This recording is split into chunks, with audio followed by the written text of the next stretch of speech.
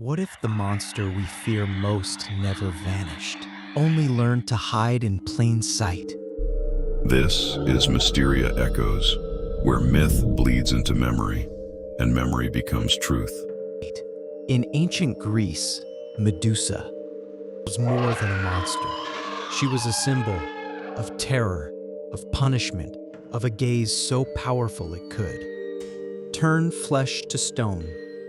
Her story, told through fragmented myths, speaks of beauty transformed into horror, of violence answered with silence.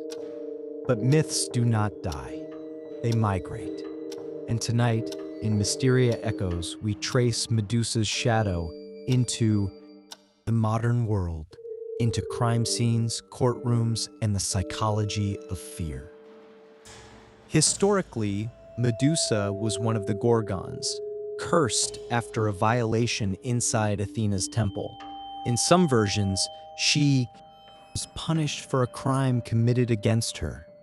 Snakes replaced her hair. Her eyes became weapons. To look at Medusa was to lose movement, identity, life. Ancient societies understood something unsettling. Fear is most effective when it freezes its victim. Medusa was not just a creature, she was a mechanism.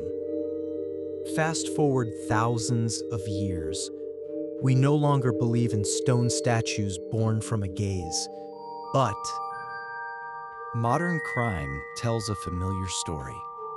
Survivors of violent crime often describe paralysis, an inability to scream, run, or resist.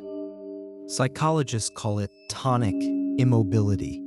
The body turns to stone, just like Medusa's victims. Is this coincidence, or did the myth encode a truth we are only now naming? Modern criminals sometimes cultivate this same power. Certain offenders rely not on weapons, but on presence, intimidation, eye contact, reputation. Interrogation footage reveals suspects who refuse to blink, whose stare unsettles even trained detectives. Victims report feeling locked, frozen, watched. The gaze becomes control.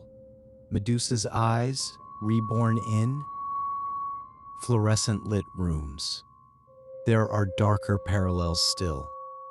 In organized crime and abuse networks, silence is enforced through fear. Look away. Say nothing. Those who speak are punished, not turned to stone, but erased socially, legally, sometimes physically. Medusa's curse was permanent. So is a criminal record, a ruined reputation, a life defined by one moment of terror. Unsettling theories suggest Medusa may have represented early trauma narratives, stories shaped by those unable to speak openly about violence. By transforming the victim into a monster, society avoided confronting the crime itself. In modern media, do we do the same? Do we sensationalize criminals, turning them into legends while victims fade into the background like nameless statues? Perhaps. Medusa never was the monster. Perhaps she was the warning. A reminder of what happens when power goes unchecked. When the gaze of authority punishes instead of protects.